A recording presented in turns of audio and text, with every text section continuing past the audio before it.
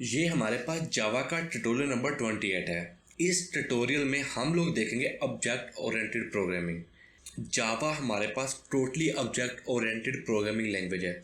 जब भी ऊप की बात आए तो सबसे पहले जो लैंग्वेज हमारे माइंड में आती है वो जावा है, क्योंकि ये सारी की सारी क्लासेस पे बेस करती है। हमने जितने भी पिछले ट्यूटोरियल देखे हैं तो सारे हम कोई क्लास बनाते थे और उस क्लास में ही काम करते थे। ऊप मेरे पास कोई लैंग्वेज नहीं है। ऊप मेरे पास कोड को लिखने का तरीका है कि अपने कोड को बजाय इसके मेथड्स के साथ लिखूं, मैं इस कोड को क्लासेस के साथ लिखता हूं और उसे अपने मेन में ऑब्जेक्ट के साथ एक्सेस करता हूं। तो देख लेते हैं क्लासेस और ऑब्जेक्ट्स क्या हैं। तो हमारे पास जो क्लासेस होती हैं, हमारे पास एक ब्लूप्रिंट होता है, एक टेम्पलेट होता है किसी चीज़ को लिखने का। इस टेम्पलेट में बहुत सारे वेरिएबल्स होंगे और बहुत सारे इसमें मेथड्स होंगे। वेरिएबल्स मुख्तलिफ डाटा टाइप्स के होंगे, इंटीजर का भी होगा और उसके बाद फ्लोट का, स्ट्रिंग का, फॉर एग्जांपल जो मर्जी होंगे। अब जब क्लास में काफ़ी सारे मेरे पास वेरिएबल्स हैं, उसके बाद मेथड्स हैं, तो उनको मेन में एक्सेस करने के लिए मुझे उस क्लास का मेन में ऑब्जेक्ट बनाना पड़ता है। उस ऑब्जेक्ट के थ्रू ही मैं अपनी क्लास को एक्सेस करता हूँ और उसी ऑब्जेक्ट के थ्रू ही मैं अपनी क्लास में कोई वैल्यू भेज सकता हूँ या अपनी क्लास से कोई वैल्यू ले सकता हूँ। तो कैसे होते हैं जो ऑब्जेक्ट, क्या होती क्लासेस, मैं आपको थोड़ा सा गो थ्रू करवाता हूँ कोड के थ्रू। मेरे पास ये जावा का कोड है। जावा है ही total object oriented programming language, तो ये तो क्लास सबसे पहले बनेगी ही बनेगी। अब मेरे पास ये क्लास है, इसमें मेरे पास वेरिएबल्स हैं नंबर 1, नंबर 2 और एक इसमें मैंने बनाया हुआ है अपना मेथड या फंक्शन जो सम कर रहा है। इन दोनों वेरिएबल्स को सम करके मुझे रिजल्ट आउटपुट करवा रहा है। ये तो मैंने सब कुछ अपनी क्लास में लिखा है। आगे जाकर हम जब फर्दर पढ़ेंगे क्लास ऑब्जेक्ट्स के बारे में हम फर्दर डिस्कस करेंगे, लेकिन थोड़ा सा आपको समझाने के लिए ये मेरी क्लास है। अब इसको मैंने मेन में एक्सेस करना है। अब क्लास का नाम क्या था? ट्यूटोरियल 28। तो मेन में जाके मैं अपने ट्यूटोरियल 28 का कोई ऑब्जेक्ट बनाऊंगा। ये क्लास मेमोरी में कोई जगह नहीं लेगी, लेकिन जब मैं इसका ऑब्जेक्ट बनाऊंगा, मैंने बना लिया ट्यूटोरियल 28 क्लास का नाम था, इसका मैंने बना लिया ऑब्जेक्ट ओबीजे। जब ऑब्जेक्ट बना लिया तब मैंने इसको वैल्यू दी। ऑब्जेक्ट डॉट सम वाला मैंने फंक्शन कॉल किया। ऑब्जेक्ट के थ्रू अपनी अपनी क्लास को कॉल कर सकता हूँ, तो मैंने कॉल किया एंड 6 और 7 इसको वैल्यू दी एंड देन उसने इन दोनों का जो सम था मेरे पास वो आउटपुट करवा दिया।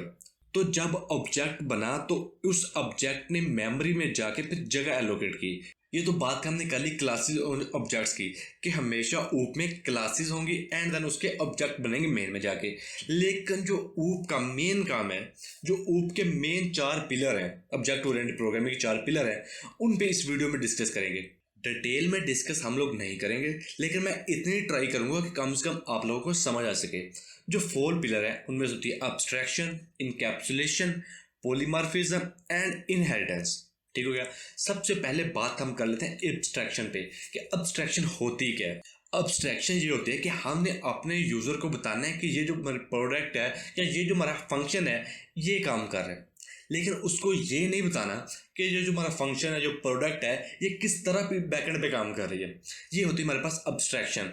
इसकी एक बहुत ही प्यारी एग्जांपल है। हम लोग कोई भी मेल भेजते हैं, ठीक हो गया, हमें तो पता है कि इस तरह मेल भेजनी है, अगर रिसीवर को पता है इस तरह मेल लेनी है, लेकिन हमें इस चीज़ का पता नहीं होता कि मेल जा किस तरह रही है, इसके बैकएंड पे क्या है। तो ये जो चीज़ है ये हमारे पास होगी एब्स्ट्रैक्शन। ठीक हो गया। अब बात करते हैं इनकैप्सुलेशन के बारे में कि हमारे पास इनकैप्सुलेशन क्या होती है। इनकैप्सुलेशन बेसिकली हम लोग डाटा हाइड करने के लिए यूज़ करते हैं। क्योंकि भाई एब्स्ट्रैक्शन तो इसलिए यूज़ कर रहे थे। एब्स्ट्रैक्शन और इनकैप्सुलेशन होती यही है कि डाटा हाइड करती हैं दोनों, लेकिन ये एब्स्ट्रैक्शन से मुख्तलिफ है। अब जब हम फर्दर पढ़ेंगे अपना ऊप के बारे में तो उसमें हम लोग करेंगे क्लासेस में जाके एक्सेस स्पेसिफायर्स बनाएंगे, पब्लिक, प्राइवेट, प्रोटेक्टेड, कि कुछ डाटा मेंबर्स होंगे या कुछ हमारे पास मेथड या फंक्शन होंगे। हम नहीं चाहते कि हमारी आउटसाइड ऑफ क्लास उसको कोई एक्सेस कर पाए, कोई दूसरा फंक्शन या दूसरी क्लास उस मेरे मेथड को या उस मेरे वेरिएबल को एक्सेस कर पाए। तो उसके लिए मैं डाटा हाइड कर लेता हूँ उस क्लास में, और उसके लिए मैं यूज़ करता हूँ प्राइवेट एक्सेस मॉडिफायर, जो कि आगे हम डिटेल में जब इनकैप्सुलेशन पढ़ेंगे तब देखेंगे। आप ये समझ लें कि हम लोग डाटा हाइडिंग जो यूज़ करते हैं, जो ऊप का मेन पिलर है कि डाटा हाइड करना है, जो कि हम प्रोसीजर ओरिएंटेड प्रोग्रामिंग नहीं कर सकते डाटा हाइड। तो ये जो हम प्राइवेट बनाते हैं क्लासेस में, ये होती है हमारे पास इनकैप्सुलेशन। सेटर एंड गेटर का जब पढ़ेंगे हम कंसेप्ट तो वो टोटली इनकैप्सुलेशन है। ठीक हो गया। अब बात कर लेते हैं हमारे पास पॉलीमॉर्फिज्म की। तो पॉलीमॉर्फिज्म का मतलब है कि single operation play multiple roles, कि एक चीज मुख्तलिफ रोल्स अदा कर रही है। तो जो मेरे पास पॉलीमॉर्फिज्म की सबसे बेस्ट एग्जांपल होगी वो होती है मेथड ओवरलोडिंग। जब हम लोगों ने मेथड ओवरलोडिंग पढ़ी थी तो हमने देखा था कि हमारे पास दो सेम टाइप के फंक्शंस हैं कैलकुलेटर के नाम से। अब जो इनमें पैरामीटर्स हैं अंदर वो मुख्तलिफ हैं, एक है इंट ए इंट बी और दूसरे का है डबल ए डबल बी। ठीक हो गया। अब जब मैं मेन से अगर तो मैं होल नंबर भेजता हूँ तो वह क्लास 1 जो है इसको रन करेगा। अगर मैं अपने मेन से होल की बजाय को डेसिमल वैल्यूज भेजता हूँ, ठीक हो गया, तो वो जो मेरे पास कैरेक्टर डबल वाला है वो चलाएगा, क्लास 2 चलाएगा। तो ये होती है पॉलीमॉर्फिज्म। और पॉलीमॉर्फिज्म की भी काफ़ी सारी टाइप्स होती हैं और जब हम लोग पॉलीमॉर्फिज्म पढ़ेंगे तब उनको डिस्कस करेंगे। अब बात करते हैं जावा के फोर्थ पिलर, और ये सबसे मेन पिलर है। मेन पिलर क्यों, ये समझाने के बाद आपको भी समझ आ जाएगी कि ये मेन क्यों है। तो हमारे पास इनहेरिटेंस ये होती है कि एक क्लास दूसरी क्लास की फंक्शनैलिटी ले रही होती है। कि मतलब एक क्लास ए है, उसमें कोई फंक्शंस हैं, तो मुझे बजाय इसके कि क्लास बी में वही फंक्शंस दोबारा लिखूं, मैं ये करूँगा कि उस क्लास बी को क्लास ए से इनहेरिट कर दूंगा और वो जो फंक्शंस होंगे या जो वेरिएबल्स होंगे वो मेरी क्लास बी एक्सेस कर सकेगी। ठीक हो गया। अब इसकी एक मैं रियल लाइफ एग्जांपल देता हूँ। लाइक मेरे पास 3 जानवर हैं, फॉक्स है, डॉग है एंड कैट है।